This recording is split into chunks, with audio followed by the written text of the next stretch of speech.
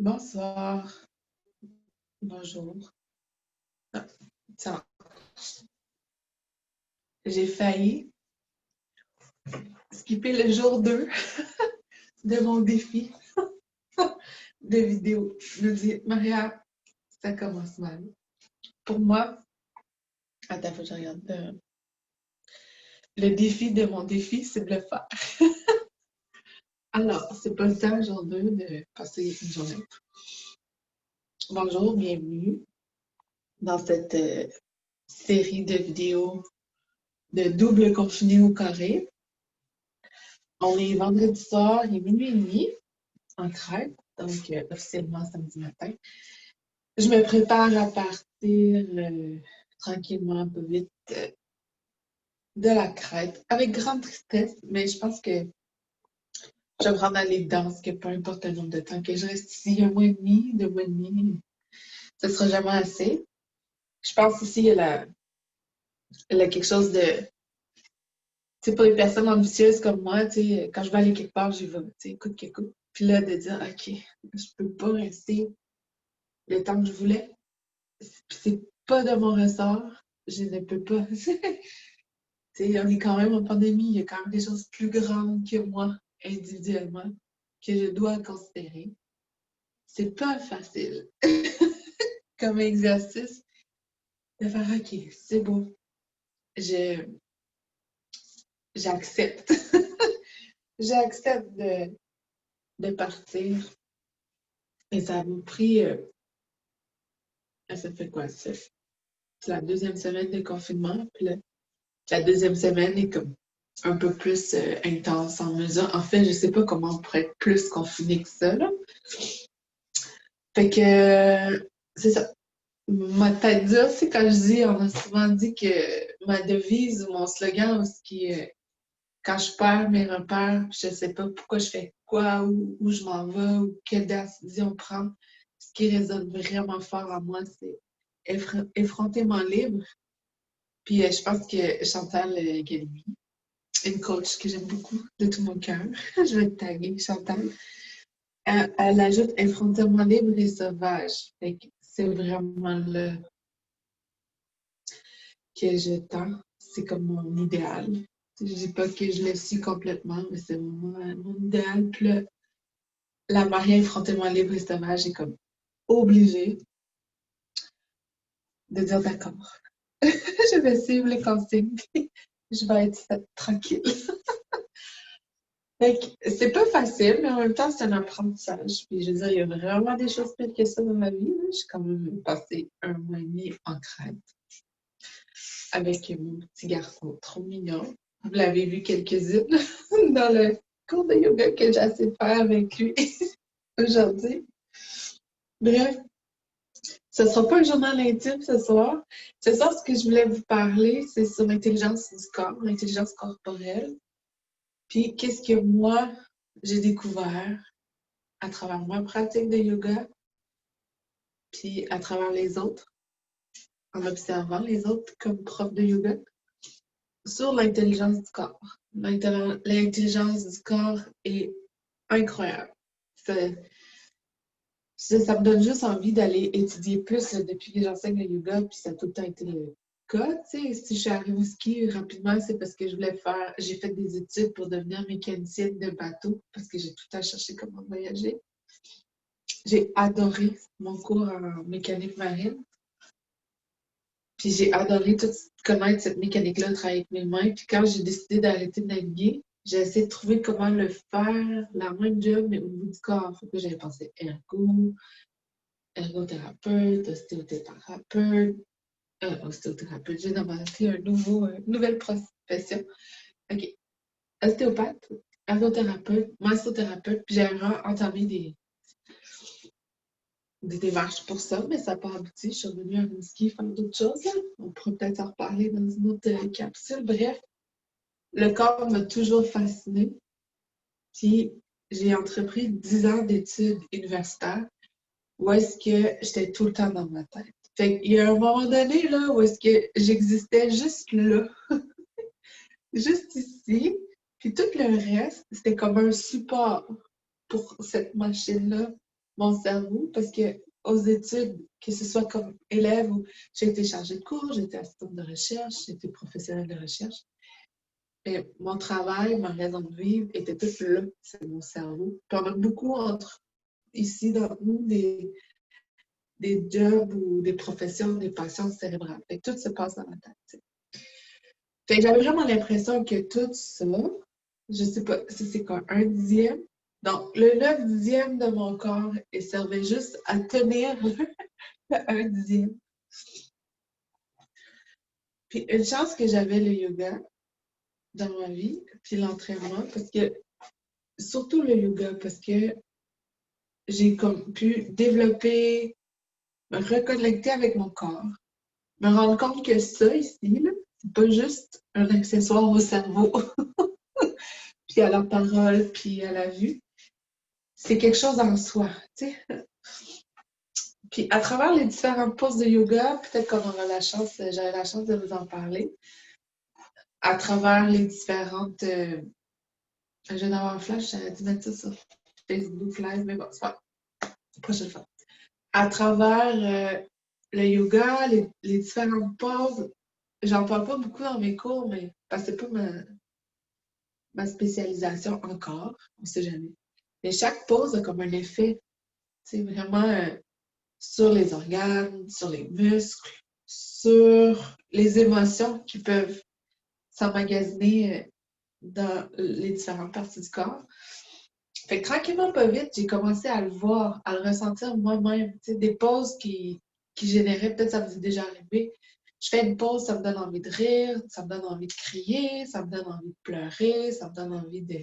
Je sors d'une pratique de yoga, je suis complètement buzzée. Je sors d'une pratique de yoga, je suis triste. Je sors d'une pratique de yoga, le lendemain, je suis comme en colère.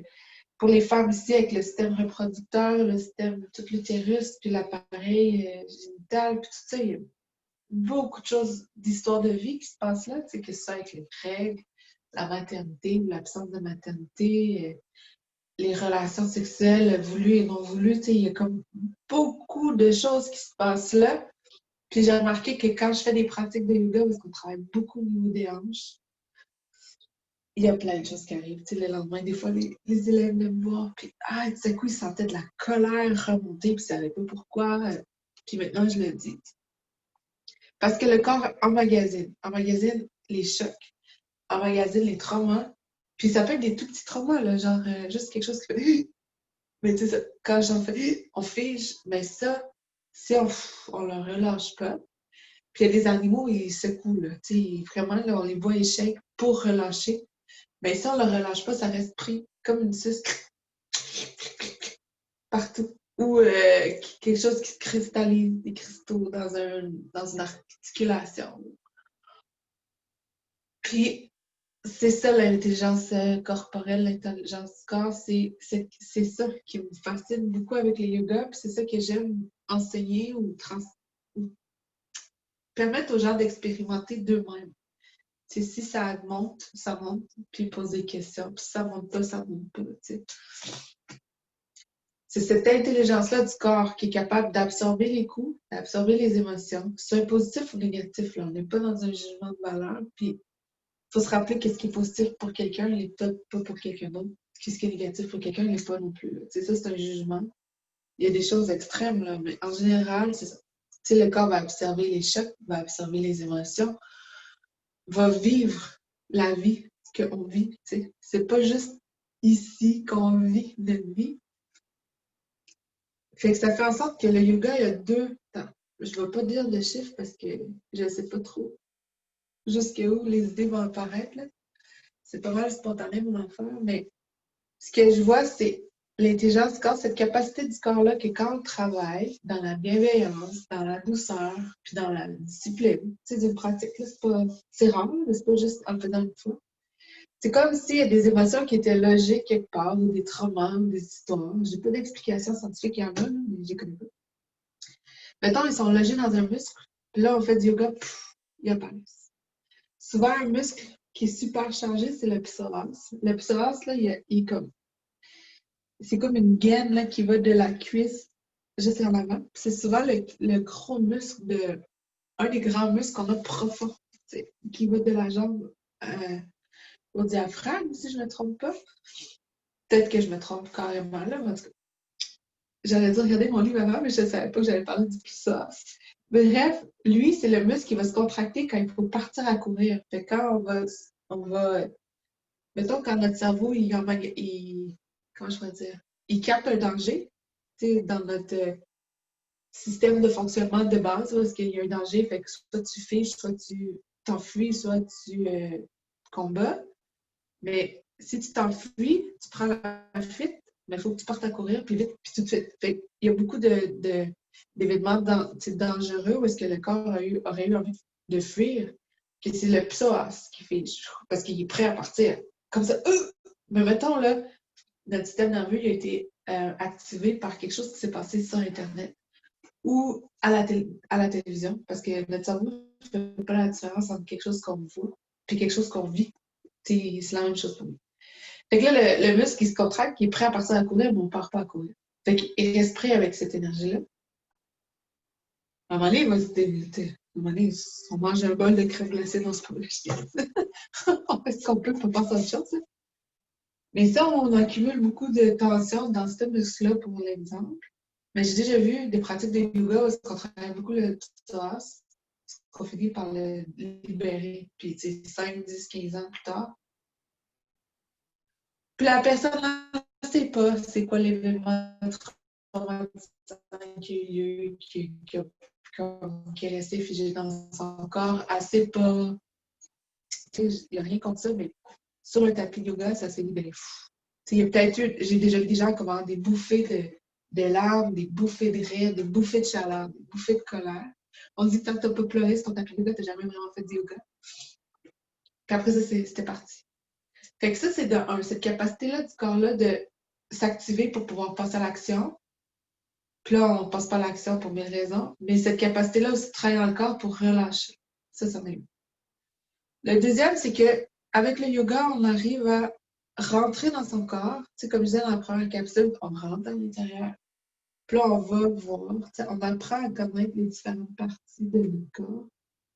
Puis on apprend à connaître c'est quoi vivre dans son corps, c'est quoi les sensations, c'est quoi les textures, c'est quoi l'énergie, c'est quoi. Est-ce que ça ressemble à une autoroute parce que tout est ligne droite parce que tout est fluide, plutôt une rivière, pas de roche, c'est fluide. Ou est-ce que ça ressemble à, comment je pourrais dire, une rivière pleine de boîtes, pleine de roches, puis là, l'eau passe vraiment mal, tu sais. Mais c'est comme, on apprend à voir c'est quoi notre normal. Fait que quand il y a des changements, que ce soit positif ou négatif, parce qu'on a fait quelque chose de bien pour prendre soin de notre corps, parce qu'on a subi ou on a fait quelque chose de mal sur notre corps, on s'en rend compte. Fait qu'on est comme plus alerte. Hey, il y a quelque chose qui se passe à l'intérieur de moi. Je suis pas bien ou je suis encore mieux. T'sais, fait que cette capacité-là de s'auto-observer, s'auto-analyser, c'est connaître, faire en sorte qu'on travaille en équipe avec son corps après. Fait que si notre corps, on se rend compte que tout d'un coup, on est mieux, on fait hein, qu'est-ce qui s'est passé? Pourquoi je suis bien? Fait qu'idéalement, le répéter. Ou en prendre note puis avoir de la gratitude, ou les deux en même temps. Ou si quelque chose se passe qu'on n'est pas bien, puis en prendre note, attends, qu'est-ce qui s'est passé? Pourquoi je suis pas bien? Fait qu'on peut développer autant que notre cerveau est un centre d'information immense, parce qu'on peut apprendre plein de choses sur la vie, sur nous. C'est que notre corps aussi, c'est comme une machine en soi hyper intelligente. Imaginez la quantité de choses que votre corps est en train de faire maintenant pendant que vous l'écoutez. Il respire, il digère, le sang circule, le cerveau fonctionne, les yeux fonctionnent, Fait que je me suis perdue.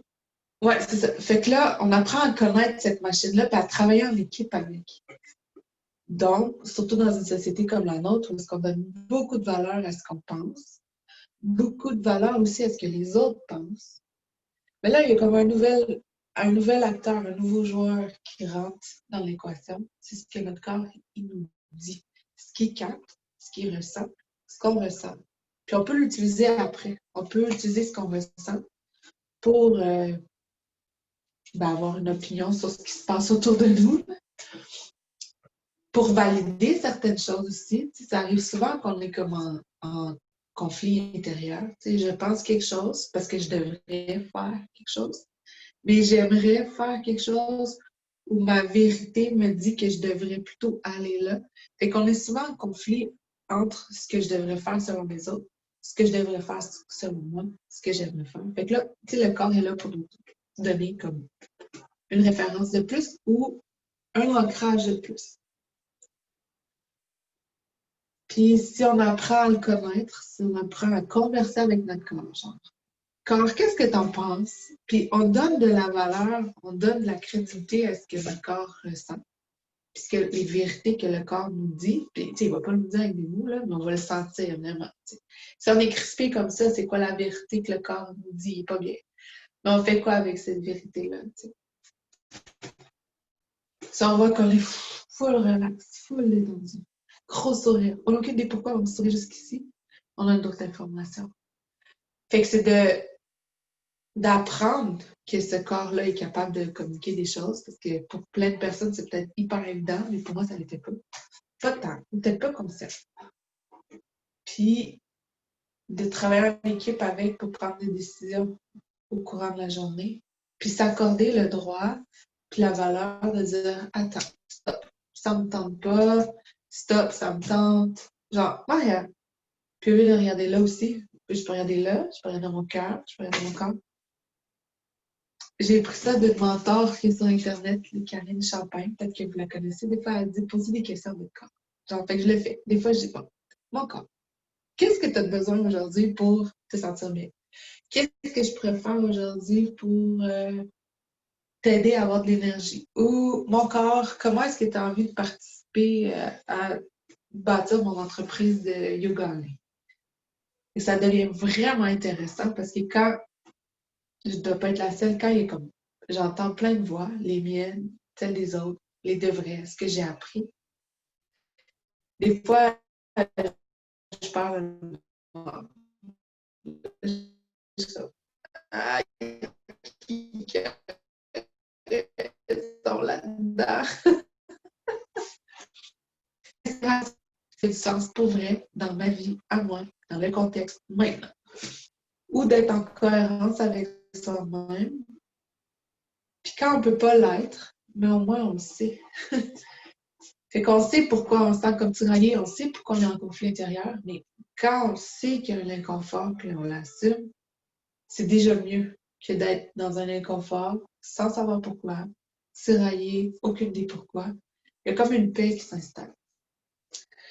Puis, cette intelligence du corps-là est vraiment immense. J'ai hâte d'en apprendre plus. Puis, qu'est-ce que j'allais dire? J'allais dire les joies de la spontanéité. Bref, j'ai oublié.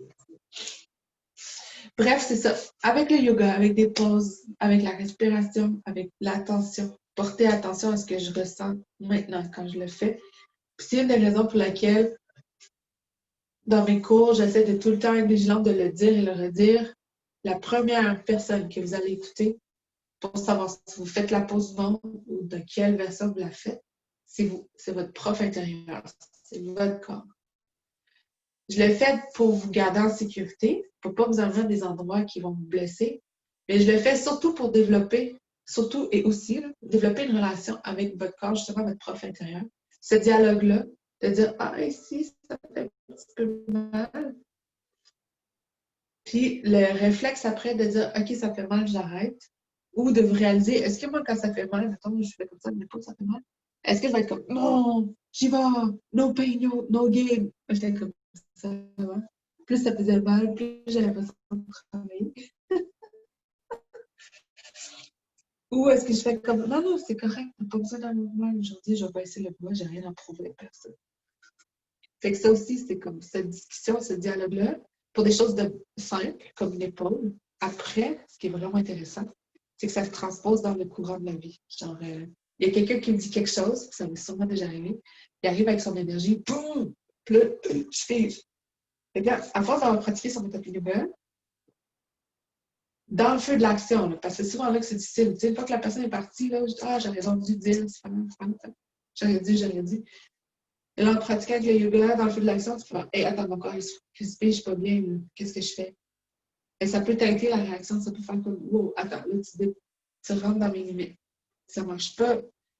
C'est comme prendre acte de ce qui se passe, puis d'utiliser son corps pour savoir qu'est-ce qu'on reçoit du monde extérieur, des gens, etc.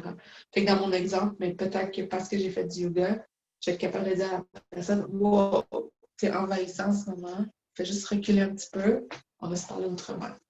Puis ça peut être dans des situations bénéfiques aussi, là, où genre, ouh, lui ou elle, quand elle vient, j'aime vraiment ça, et j'ai des chaleurs partout. Mais c'est les accepter, de faire bon, je fais quoi avec ça? Est-ce que je fais juste les ressentir? Puis c'est ça, le yoga, tu sais. Juste ressentir sans chercher à agir. Puis juste le plaisir de ressentir qu'on est vivant, qu'on est plein d'émotions positives, de sensations agréables. Puis c'est tout. Puis après ça, si on décide de passer à l'action, ben, c'est comme l'étape d'après. Mais c'est ça. Tout ça, c'est le dialogue qu'on peut avoir avec le corps, puis d'y donner de l'importance à ces sensations-là, leur accorder de la valeur, le droit d'exister, le droit d'être là. Ça ne veut pas dire qu'à chaque fois qu'on va prendre acte d'une sensation, d'une émotion, qu'on est obligé de passer à l'action. Ça veut juste dire prendre acte, observer que c'est là, prendre les informations que ça nous donne, s'ouvrir. Tu sais, quand on aime, juste aimer, plus, juste aimer. Puis on s'entend que dans la société dans laquelle on vit, ça sera peut-être une autre capsule. Tu sais, sur l'amour, où est-ce qu'il faut tout ça calculer, qu'est-ce que je peux aimer, qu'est-ce que je peux pas aimer, dans tout, la bouffe, les humains, les relations, les amitiés, tout. Mais là, on peut juste aimer, puis on peut décider de passer à l'acte ou pas. Fait que tout ça se pratique sur un tapis de yoga en bougeant nos orteils. Nos orteils, ça, c'est des mains, des doigts. Mais, je sais pas si tu as déjà remarqué